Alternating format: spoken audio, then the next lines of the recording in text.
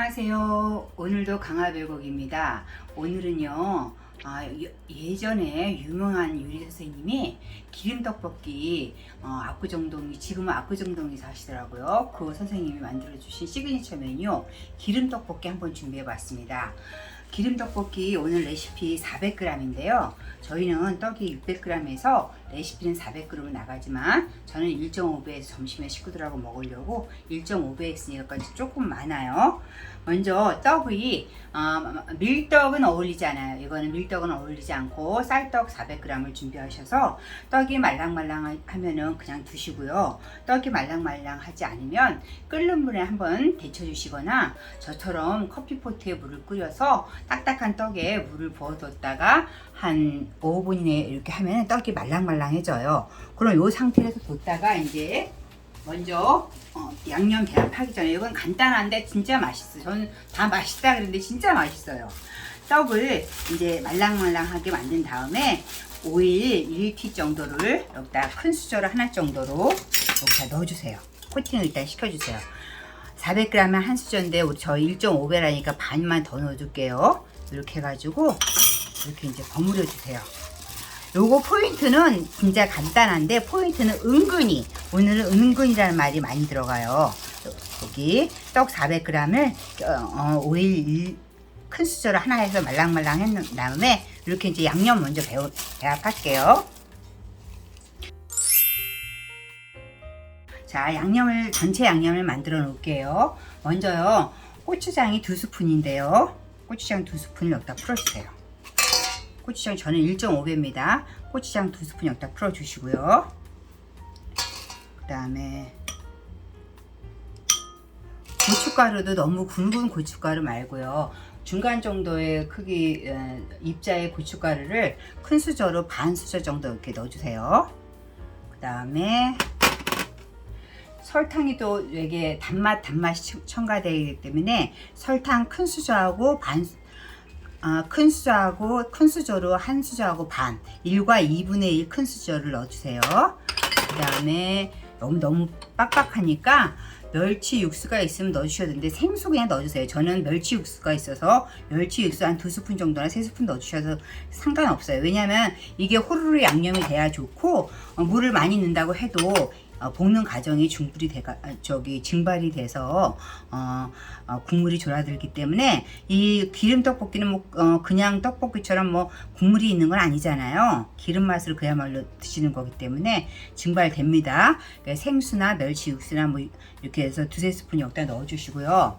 그 다음에 다마리 간장을 해야 되는 게 잘 모르실 분은 맛간장 큰 수저로 반 수저 넣어주세요. 맛간장 없으시면은 진간장 좀 넣어주시고 미림이나 청주 좀 넣어주시면 됩니다. 맛간장 없으신 분들은 간장 넣어주시고 청주나 미림 조금 넣어주세요. 그 다음에 청장이라 하면은 저희가 혼합장이라고 제가 제 동영상에 올려놨는데 참치에 국간장 그 다음에 멸치 액젓을 동량으로 해가지고 한 혼합장을 저는 3분의 1 스푼을 여기다 넣을 건데 혼합장 없으신 분들은 국간장으로 대체해도 됩니다. 저는 혼합장 3분의 1 큰 수저 여기다 넣겠어요. 그 다음에 여기 굴소스 들어갑니다. 떡볶이하고 이 기름 떡볶이는 이 굴소스가 포인트 같아요. 굴소스가 맛을 확 살려주기 때문에 굴소스 큰 수저로 반 수저 넣어줄게요. 이렇게 해서 이제 이렇게 섞어 놓으세요. 대파를 이제 충분히 볶아주셔야 되는데 저는 1.5배니까 오일을 좀 넉넉히 넣을게요. 여러분들은 1배 레시피대로 하실 때는 오일 2수저 넣어주세요. 이렇게 해주신 다음에 약불로 해주셔야 돼요. 약불로 해서 파기름을 내실 때는 약불로 하셔야 파의 단맛을 최대한으로 끌어내기 때문에 대파 100g이에요. 흰 부분만 사용했어요. 대파가 이제 이렇게 맛있는 향이 나면서 볶아지고 있어요. 냄새를 맡으실 수 없지만 진짜 맛있는 대파 향 냄새가 날 때 양파도 100g 여기다 넣어주세요. 이 양파하고 대파가 녹진하게 나른하게 볶아줄 때까지 볶아줘야 돼요.